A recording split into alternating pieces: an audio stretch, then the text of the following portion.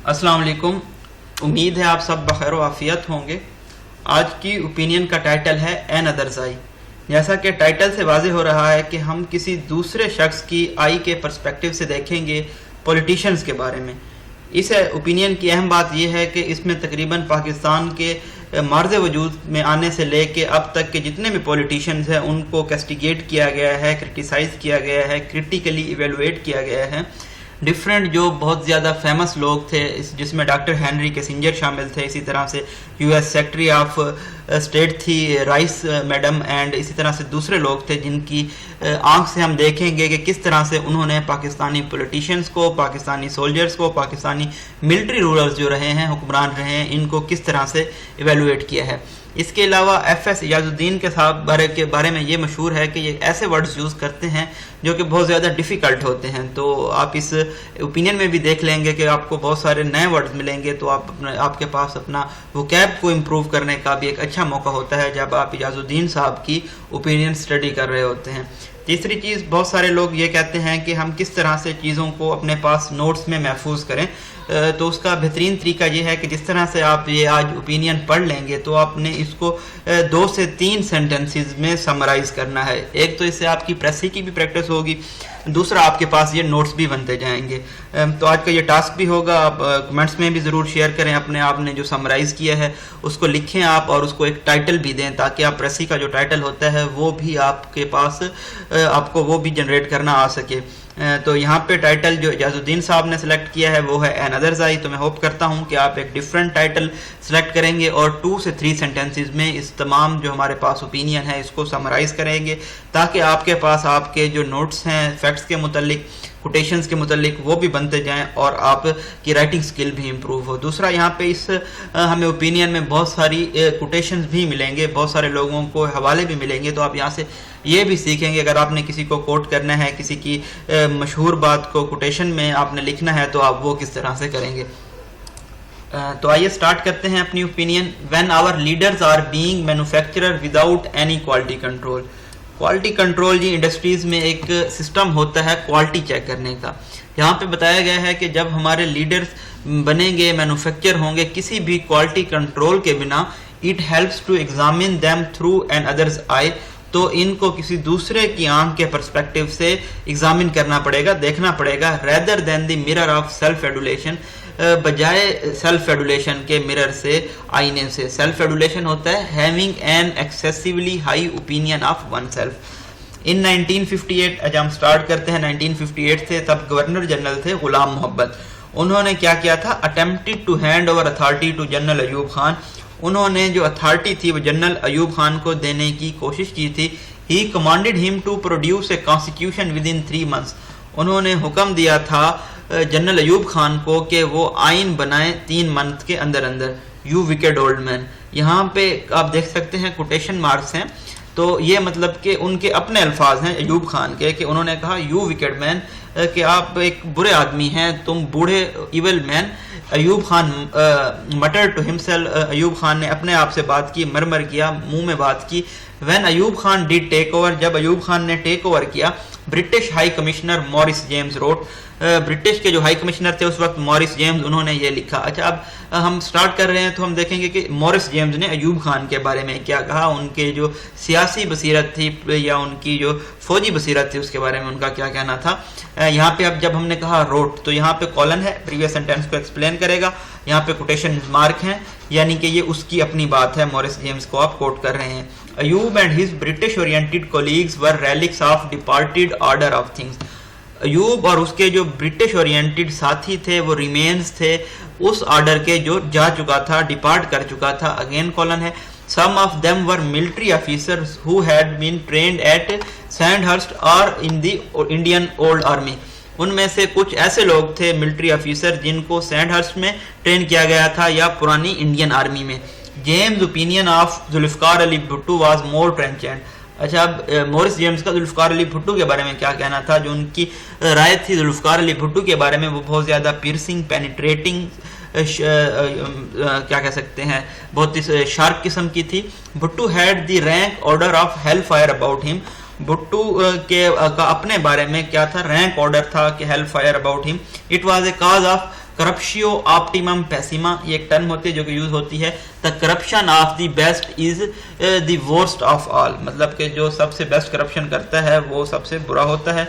He was a flawed angel, वो एक flawed angel थे, lacking a sense of dignity and value of other people, जिनके अंदर dignity नहीं थी, respect का एहसास नहीं था और दूसरे लोगों को value करने का।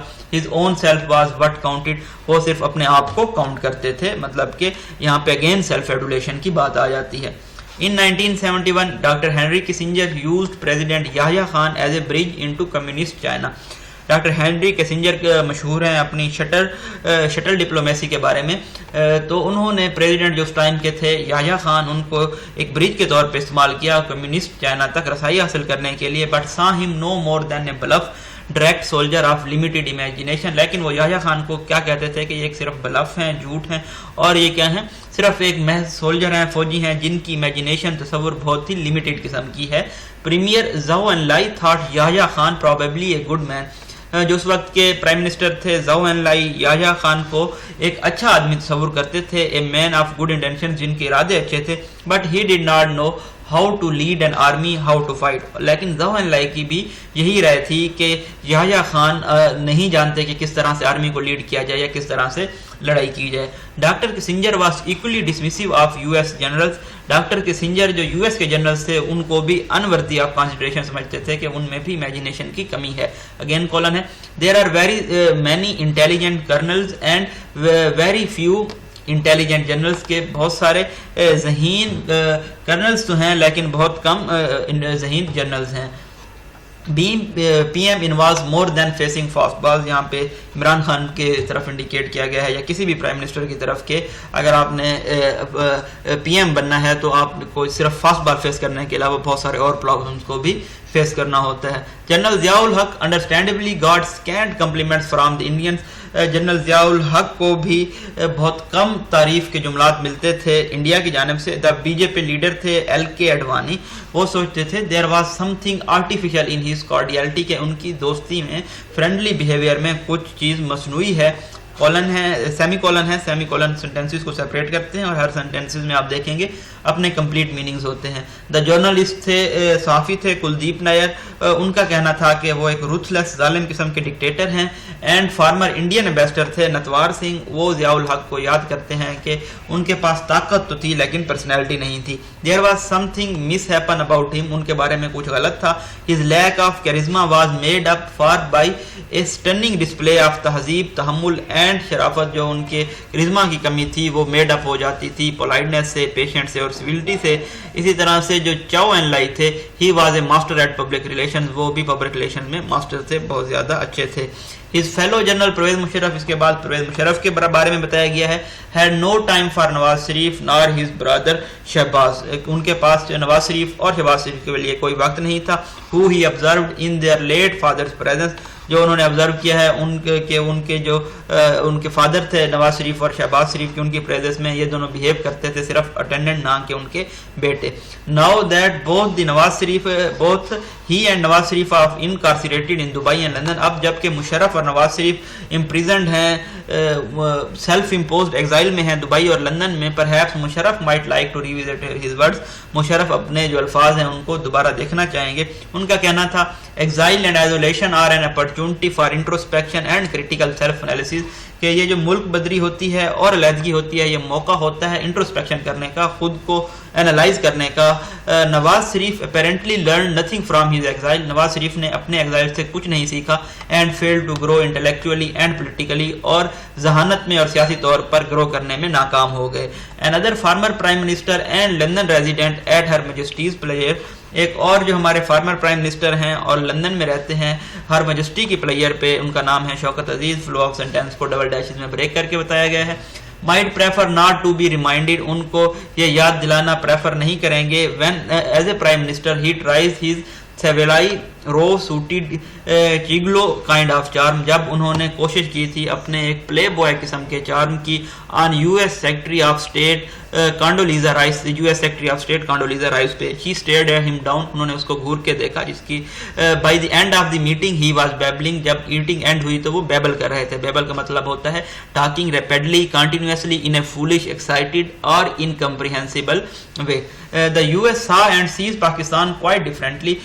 US پاکستان کو ہمیشہ سے دیکھتا رہا ہے اور دیکھ رہا ہے مختلف طریقے سے. less long term. Condoleezza Rice summation of US-Pak relation could have been written for today. Condoleezza Rice نے US اور پاکستان کے تعلقات کی اگر سمری لکھی تو اس طرح سے لکھتی: Pakistan is like a critically ill patient. Pakistan ایک بہت زیادہ critically بیمار ایک مریض ہے. You know, you get up every day. آپ جانتے ہیں، آپ ہر روز اٹھتے ہیں. You take the pulse. آپ پلس دیکھتے ہیں. You deal with whatever fever has set in overnight. آپ اس بخار سے ڈیل کرتے ہیں جو کہ رات کو آپ ہوا تھا. And you just try to keep it alive for the next day. اور آپ اس کو مزید ایک دن کے لیے زندہ رکھنے کی کوشش کرتے ہیں. And other playboy turned prime minister published his memoirs as a prelude to assuming office.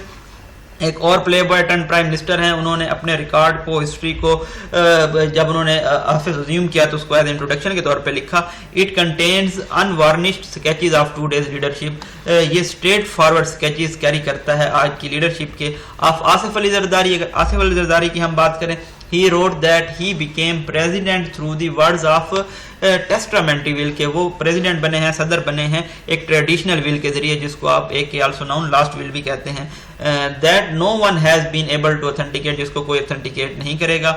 he castigated Zardari for importunating the Americans. انہوں نے کرٹیسائز کیا ہے زرداری کو کہ انہوں نے پرزسٹنٹلی ہیراسمنٹ کی ہے امریکنز کی، کہ وہ ان کو معیشی ذرائع مہیا کریں تاکہ وہ لوگوں پہ اپنے جیت سکیں. So that there is some thing in for them, تاکہ ان کا بھی اس میں فائدہ ہو. Imran Khan choicest contempt is reserved for his immediate elusive predecessor. Nawaz Sharif, Imran Khan کی جو حقارت ہے وہ ان کے جو پریڈیسرس ہیں، ان سے پہلے پرائم منسٹر سے نواز شریف ہیں، ان کے لیے ہے.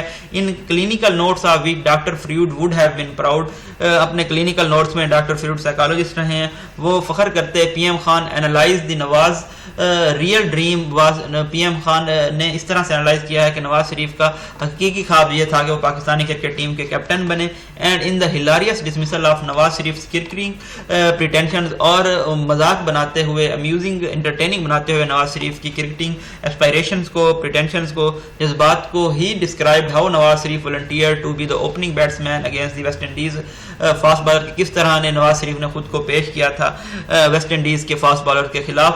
Facing them with nothing more than his batting pads، اور انہوں نے ان کو فیس کیا تھا صرف اپنے بیٹنگ پیڈز کے ساتھ اور فلاپی ہیڈ کے ساتھ اور ایک اسمائل کے ساتھ.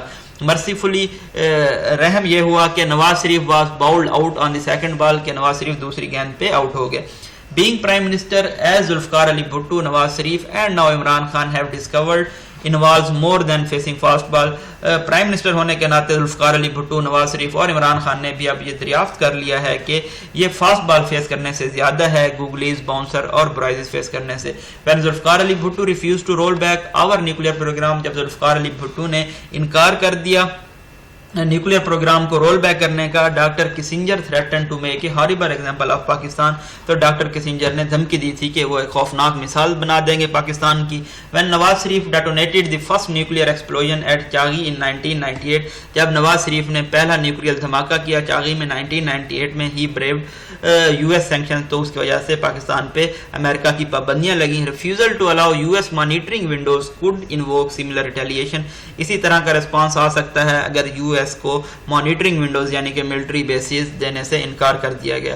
One wonders whether Imran Khan had foreseen such spectre, ایک بندہ حیران ہو سکتا ہے کہ کیا عمران خان نے پہلے سے دیکھ لیا تھا اس طرح کا خطرہ. when he says، جب انہوں نے کہا he daydreamed that one day the Pakistan test team would discover that they were a player short، کہ پاکستان کی ٹیسٹ ٹیم یہ ڈسکور کر لے گی کہ ان کے پاس ایک پلیئر کم تھا.